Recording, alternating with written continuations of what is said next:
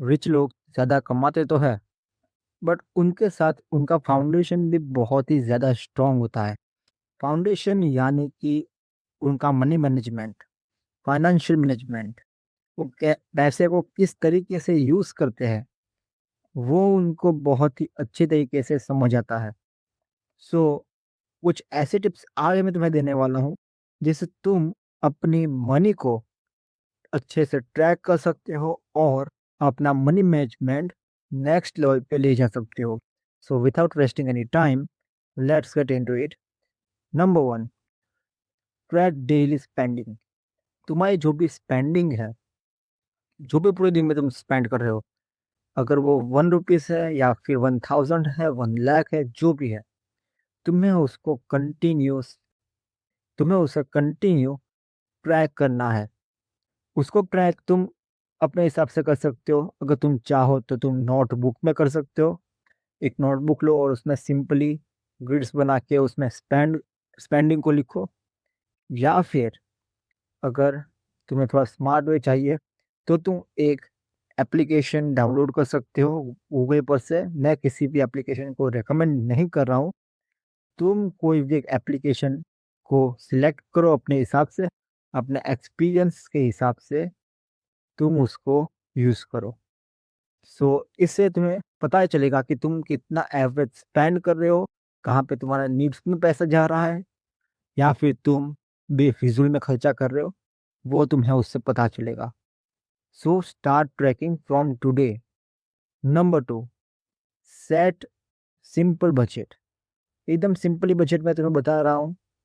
तुम्हें अपने इनकम का 50% नीड्स में यूज़ करना है, 30% वांट्स में यूज़ करना है और 20% सेविंग करनी है। नीड्स यानी कि तुम्हारा रेंट हो गया, इलेक्ट्रिसिटी बिल हो गया, फूड हो गया, उन सब में यूज़ करो उसको 50% को। बाकी का जो 30% है, जो वांट्स के लिए रखा है, उसको अपने मर्ज़ी के हिसाब से यूज़ करो। अगर तुम चाहते हो नए कपड़े लेना, उसमें यूज़ करो। अगर तुम्हें मूवी देखने जाना है, उसमें यूज़ करो। फ्रेंड्स के साथ ट्रिप मारनी है, उसमें यूज़ करो। इट डज़न्ट मैटर कहाँ पे यूज़ करते हो, क्योंकि वो तुम्हारी वांट है और उस पे खर्चा करना भी इम्पोर्टेंट है। और लास्ट में जो 20% बचता है, उसको तुम्हें सेव करना ही है, नो मैटर व्हाट। तुम्हें उसको सेव करना ही होगा। उसमें से 1 रुपया भी यूज़ नहीं करना है। Number 3, build a emergency fund. Emergency fund is must have in this situation. हम जहाँ पे अभी इस करंट एरा में रह रहे हैं, वहाँ पे तुम्हारे पास एक इमरजेंसी फंड होना ही चाहिए। इमरजेंसी फंड तुम्हें एक सेफ्टी प्रोवाइड करता है और तुम्हें स्ट्रेस लेवल को कम रखता है। सो अपना एक आज से ही इमरजेंसी फंड बनाना स्टार्ट करो। और अगर तुम्हें नहीं पता है कि उसको कैसे बनाना है, तो इमरजेंसी फंड के ऊपर हमने एक डेडिकेटेड वीडियो बना के रखी है, वो जाके चेकआउट करना। उसके अंदर हमने डिटेल में सारा तुमको एक्सप्लेनेशन दिया हुआ है कि कैसे तुम एक इमरजेंसी फंड को बना सकते हो। Last point, and that is change your money mindset. इसका मतलब कि तुम्हारा जो माइंडसेट है, दैट इज एवरीथिंग। तुम्हारा जो भी मनी माइंडसेट होगा, उसी से तुम्हारा डिसाइड होगा कि तुम रिच बनोगे या फिर पुअर।